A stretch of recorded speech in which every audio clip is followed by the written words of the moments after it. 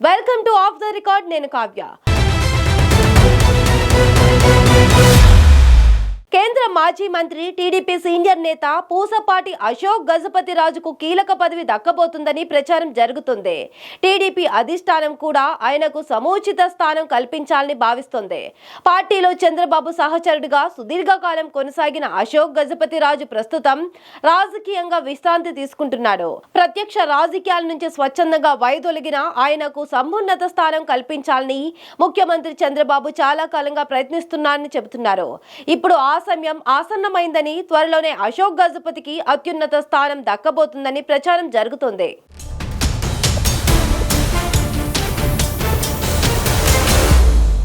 పూసపాటి అశోక్ గజపతిరాజు విజయనగరం రాజవంశస్థులు అయినప్పటికీ ఆయనలో ఈసువంతైన దర్పం ఉండదంటే అతిశయోక్తి కాదు.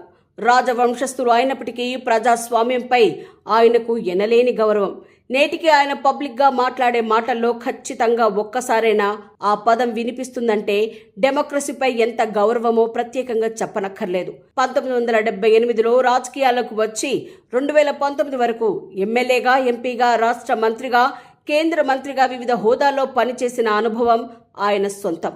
ప్రస్తుతం ఆయన కుమార్తె అదితి గజపతి రాజు విజయనగరం టీడీపీ ఎమ్మెల్యేగా కొనసాగుతున్నారు. వివాదరహితుడు, హుందా రాజకీయాలకు పెట్టింది పేరైన మిస్టర్ క్లీన్ కాబట్టే 2024 ఎన్నికల తర్వాత టీడీపీకి కేంద్రంలో ఉన్న బీజేపీ ప్రభుత్వం గవర్నర్ పదవి కేటాయిస్తుందనే ప్రచారం జరుగుతున్న ప్రతిసారి ప్రత్యక్ష రాజకీయాలకు గుడ్ బై చెప్పిన అశోక్ గజపతి పేరు ఖచ్చితంగా వినిపిస్తుంది. ఆ పదవికి ఆయన మాత్రమే సూటబుల్ అని అటు తెలుగు తమ్ముళ్లతో పాటు అధినేత చంద్రబాబు కూడా అభిప్రాయపడుతున్నారన్న ప్రచారం జోరుగా సాగుతోంది.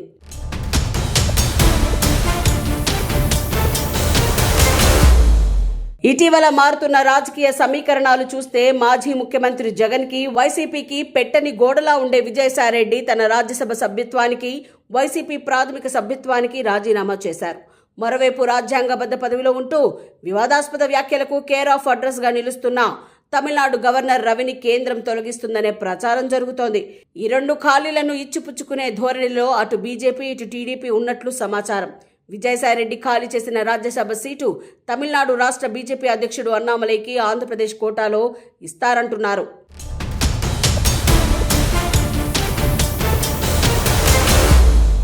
అలాగే తమిళనాడు గవర్నర్ పదవిని తెలుగుదేశం పార్టీ తీసుకోవడానికి రెండు పార్టీల మధ్య అంగీకారం కుదిరినట్టు జోరుగా ప్రచారం జరుగుతోంది. అదే జరిగితే టీడీపీకి కేంద్రం తరఫున లభించే తొలి గవర్నర్ పోస్టును అశోక్ గజపతిరాజుకు ఇచ్చేందుకు రంగం సిద్ధం చేస్తున్నట్లు తెలుస్తోంది. వచ్చే నెలలో 4 రాష్ట్రాల గవర్నర్లను కేంద్రం మార్చే అవకాశం ఉందంటున్నారు. వాటిలో అశోక్ గజపతిరాజుకు ఛాన్స్ లభించబోతున్నట్లు పార్టీ వర్గాలు చెబుతున్నాయి. 2014లో మోదీ ప్రభుత్వంలో విమానయాన శాఖ మంత్రిగా పనిచేసిన అశోక్ గజపతిరాజు అంటే ప్రధానికి ఎంతో గౌరవం ఉందని, అందుకే ఆయనకు రాజ్యాంగ పదవి దక్కడం ఖాయమంటున్నారు.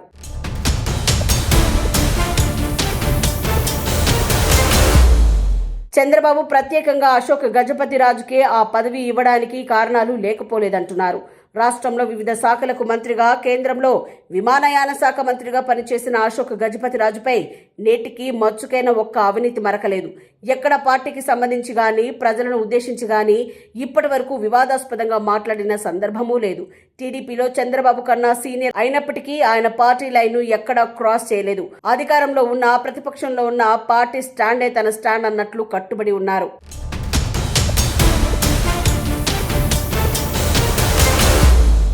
2018లో ఎన్డీఏ కూటమి నుండి టీడీపీ బయటికి వచ్చినప్పుడు చంద్రబాబు ఆదేశించగానే అశోక్ గజపతిరాజు తన కేంద్ర మంత్రి పదవికి రాజీనామా చేశారు. నేటికి ఒక్కరిని ఏకవచనంతో పిలవడం ఆయనకు తెలియదు.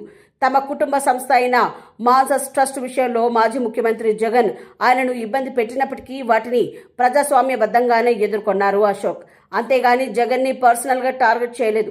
నడవలేని పరిస్థితుల్లో కూడా టికెట్ ఆశించే ఈ రోజుల్లో 2024 ఎన్నికల సమయంలో వయోభారం కారణంగా ఇక ప్రత్యక్ష రాజకీయాలకు తాను అన్ఫిట్ అని, ఇక ఎన్నికల్లో పోటీ చేయనని స్వయంగా ప్రకటించారు.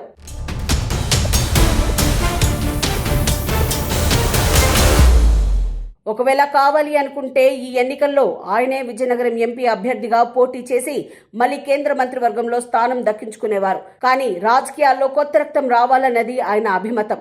అదలా ఉంటే ఇప్పటికీ ఏ ఒక్కరోజు తనకు గాని తన వాళ్లకు గాని ఫలానా పదవి కావాలని పార్టీ అధినేతను కోరిన దాఖలాలు లేవు. అంతెందుకు తన కుమార్తె విజయనగరం ఎమ్మెల్యే అదితి గజపతిరాజుకు మంత్రి పదవి కావాలని కూడా అడగలేదట. పార్టీ చెప్పిన పని చేయడమే మన పని అనేది ఆయన సిద్ధాంతం. ఈ సిద్ధాంతాలు ఉండటం వల్లనే టీడీపీ నుండి గవర్నర్ అనగానే ఆయన పేరు వినిపిస్తోందట. చూడాలి మరి ప్రచారాలకు ఫుల్ స్టాప్ పెట్టి ఆ రాజ్యాంగబద్ధ పదవి ఆయన్ని ఎప్పుడు వరిస్తుందో.